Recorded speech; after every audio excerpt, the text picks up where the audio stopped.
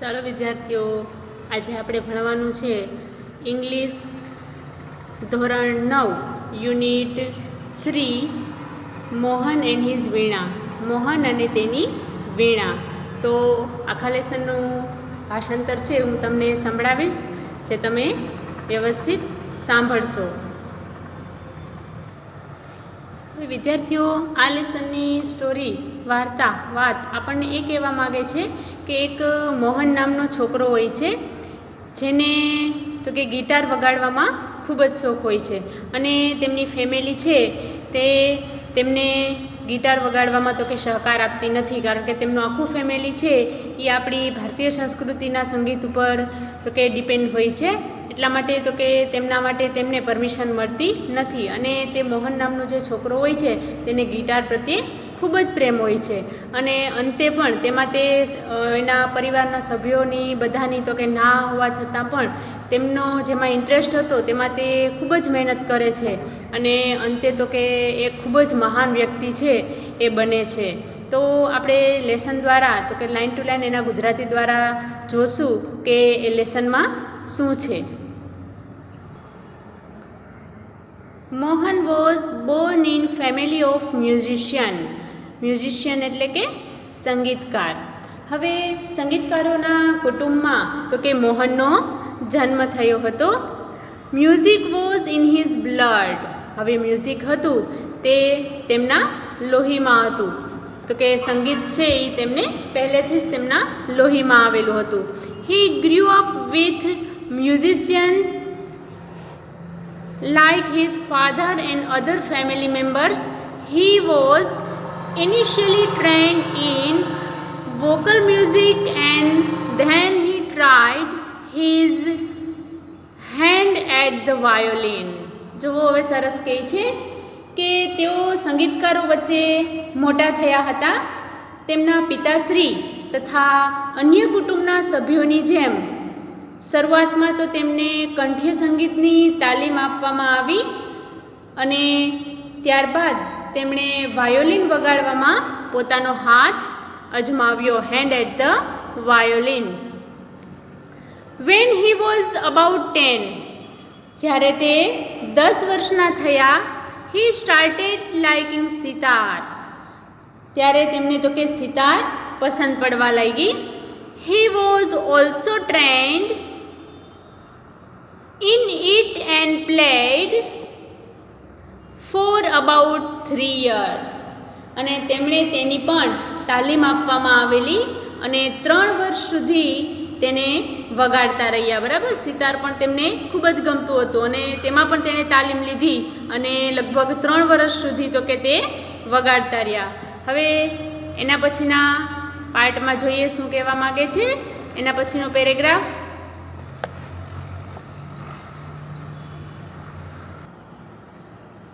A German lady came to stay with Mohan's family to learn music from his father.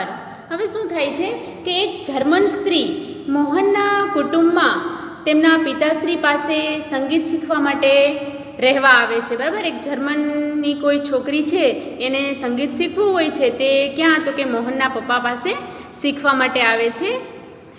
It was then that the guitar entered in his life. અને ત્યારથી શું થાય છે કે guitar છે એ તેમના જીવનમાં પ્રવેશે છે. કોના જીવનમાં? તો કે મોહનના જીવનમાં. He began his experiments with that beautiful instruments. અને પછી શું થાય છે કે તેમણે તે સુંદર વાદ્ય વડે પોતાના પ્રયોગો છે એ સ્ટાર્ટ કરે છે. ઇન્સ્ટ્રુમેન્ટ એટલે કે પ્રયોગો. No other instrument now in my life. અને પછી શું કહે છે તે કે હવેથી મારા જીવનમાં અન્ય બીજું કોઈ જ વાદ્ય નહીં. I want to play the guitar only. મારે માત્ર શું વગાડવું છે?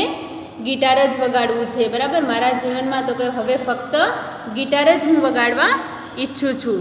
Sad Mohan to himself. તેણે પોતાની જાતને એવું કીધું. Guitar took all his time.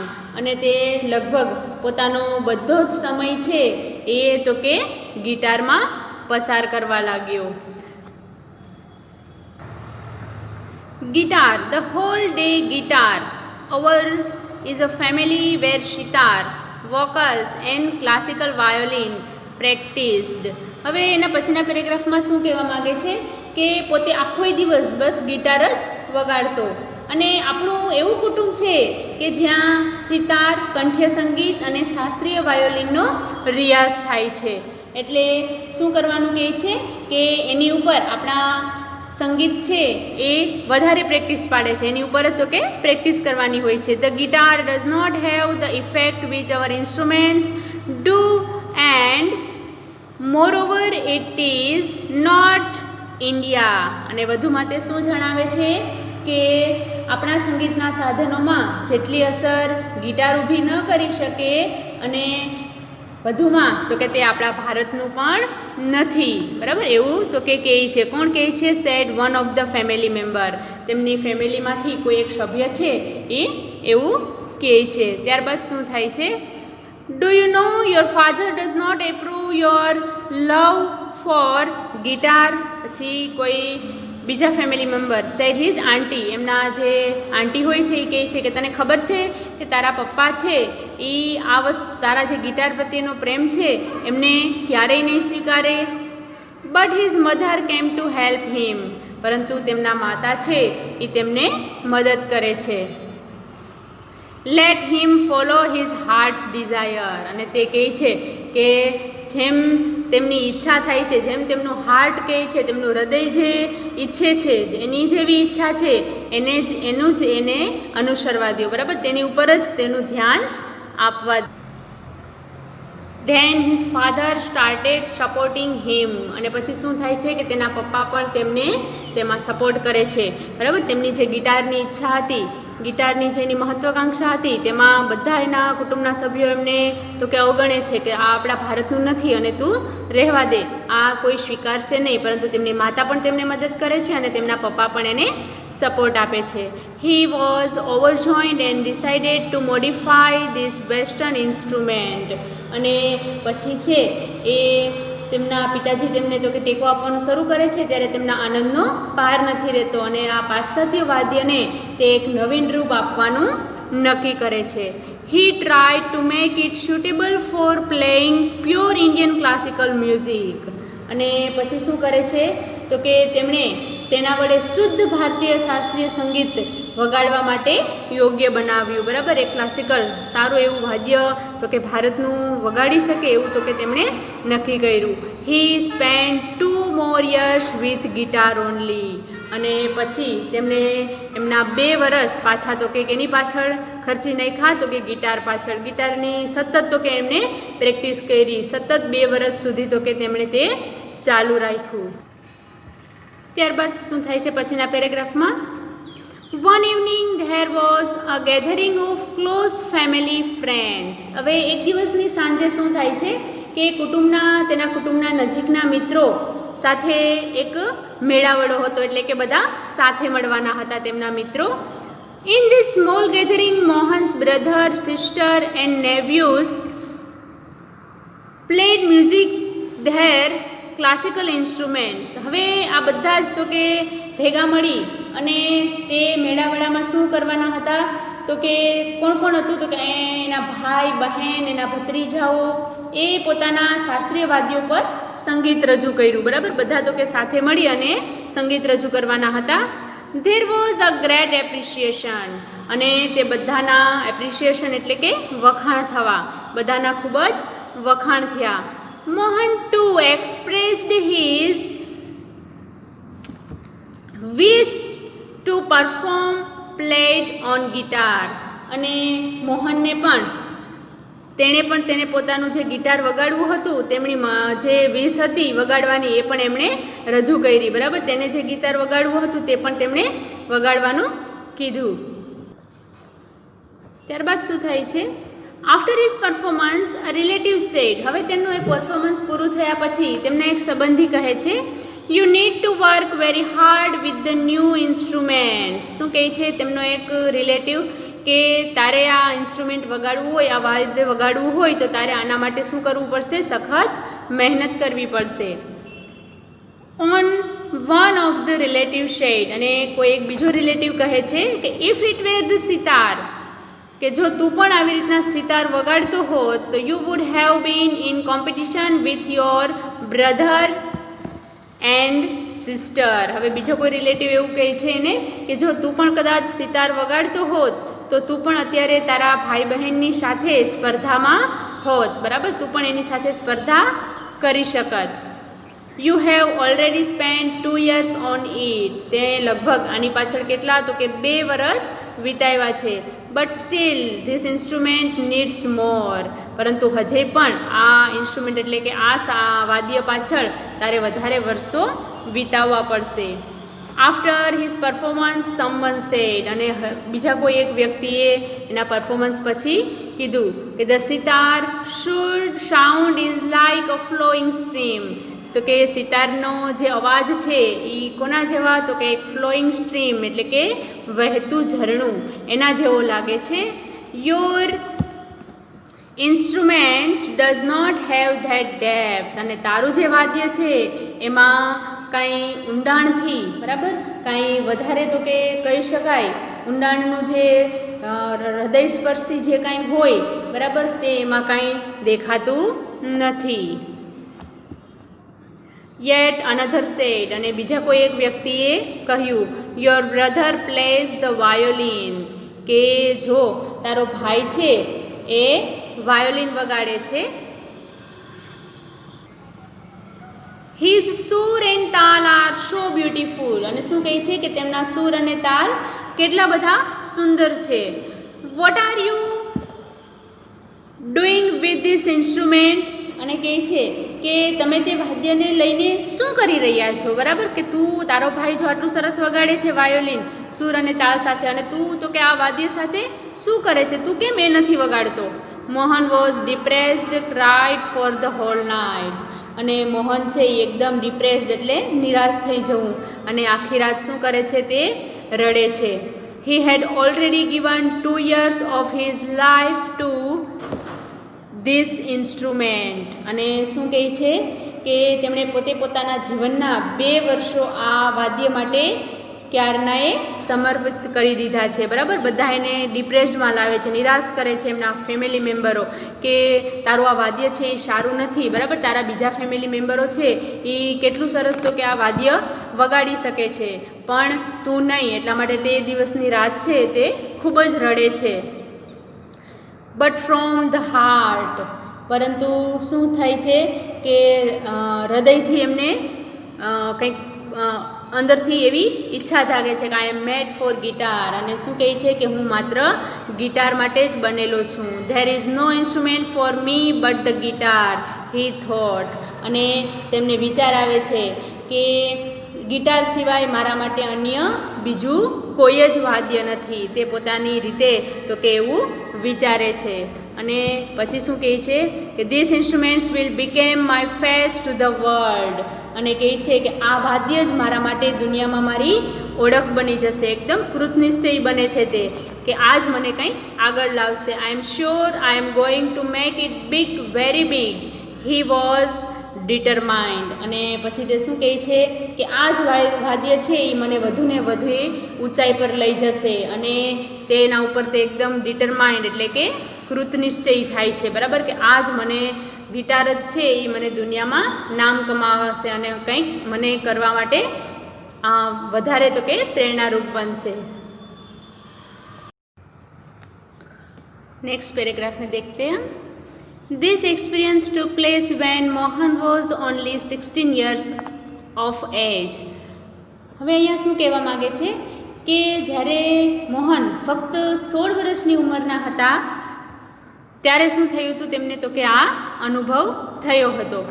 It was the turning point of his life, અને આ તેમના જીવનનો તો કે પરિવર્તનનો એક મહત્ત્વનો તબક્કો હતો.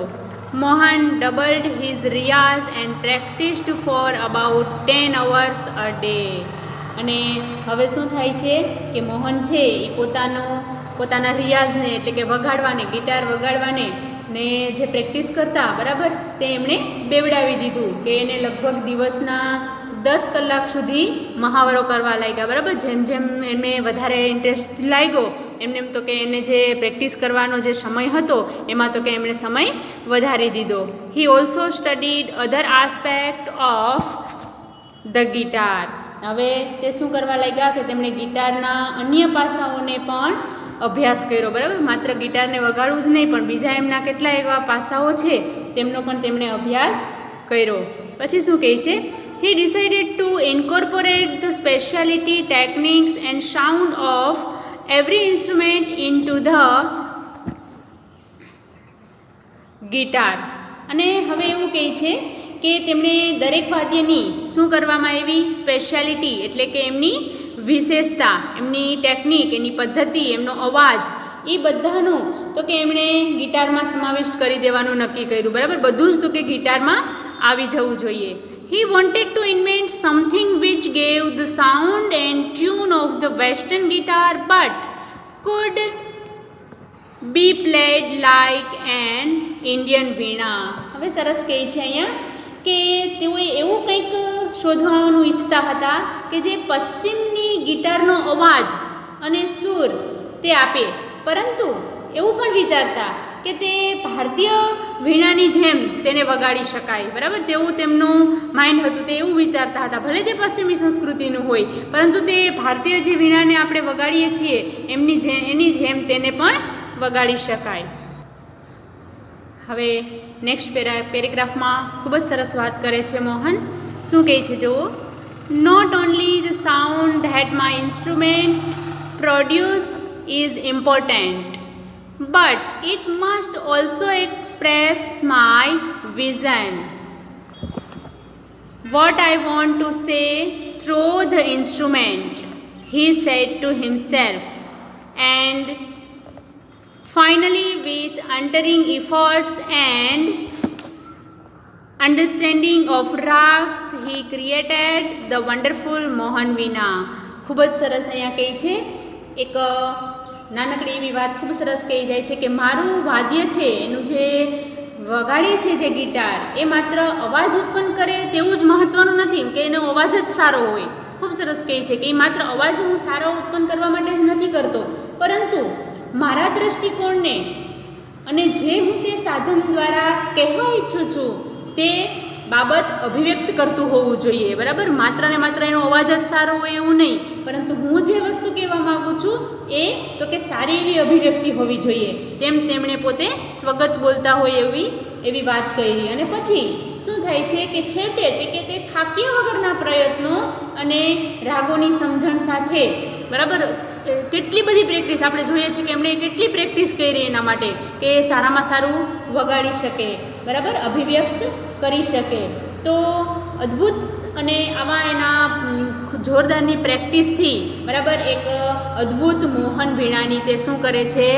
રચના કરે છે, બરાબર. એનું જે મેઇન એમ હતું જે વીણા વગાડવાનું, બરાબર, ગિટાર વગાડવાનું, તે તો કે એ અહીં તેની રચના કરે છે. અને પછી જો શું કહે છે કે today the world knows Mohan as Pandit Vishwamohan Bhatt, winner of Grammy award. અને છેલ્લે સરસ કહે છે કે આજે એ જ મોહન દુનિયાના પંડિત વિશ્વમોહન ભટ્ટ તરીકે ઓળખાય છે. આપણે બધાને ખબર જ છે કે જે સંગીતના મોટા એવા મહાન પંડિત છે તે તો કે વિશ્વમોહન ભટ્ટ તરીકે આપણે જેને જાણીએ છીએ. અને છેલ્લે તો કે ગ્રામી એવોર્ડ વિજેતા તરીકે પણ તે ઓળખાય છે. હવે લાસ્ટ લાઈન સરસ કહે છે કે I just followed my heart's passion and here I am, said Mohan at the award ceremony in 1993. Last line ખૂબ જ સરસ કહે છે કે મેં ફક્ત મારી હૃદયની લાગણીઓને અનુસરી અને હું અહીંયા છું, બરાબર. મેં મારા હૃદયની વાતને સાંભળી, બરાબર. બીજા શું કહે છે, બીજાથી કહેવાથી મને કાંઈ ફેર પડતો નથી. મારા મનમાં જે એમ હતો, મારું જે લક્ષ્ય હતું એ મેં પકડી રાખ્યું, એ મેં મારા હાર્ટે જે કીધું એ જ કર્યું. એના લીધે જ હું અત્યારે આ તો કે પ્લેસ ઉપર, આ જગ્યા ઉપર છું.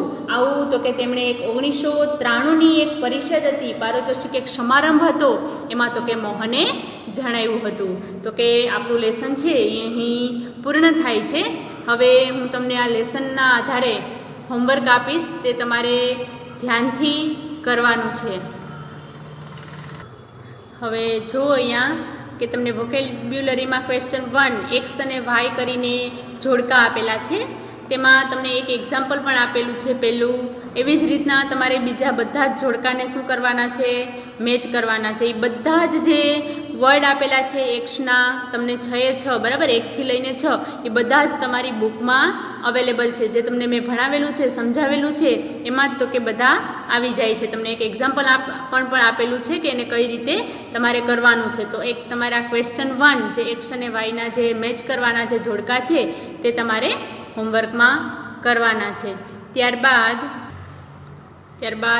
Question 3 underline the word with the nearest meaning. આ બધાનો તો કે તમારે નજીકનો જે મિનિંગ થતો હોય બરાબર, તે તમારે એની ઉપર માત્ર ને માત્ર શું કરવાનું છે, ટીક માર્ક, અથવા તમે બુકમાં લખો છો તો તેની સામે સાચો જવાબ લખવાનો છે. ત્યારબાદ mark the statements whether the true or false. મેં તમને જે લેસન એક્સપ્લેન કર્યું એના ઉપરથી ખરા ખોટા છે બરાબર, શું કયું સાચું અને ખોટું એ તમે પાઠના આધારે જ કહી શકશો બરાબર. એટલા માટે એ ખરા ખોટા તમારે કરીને આવવાના છે.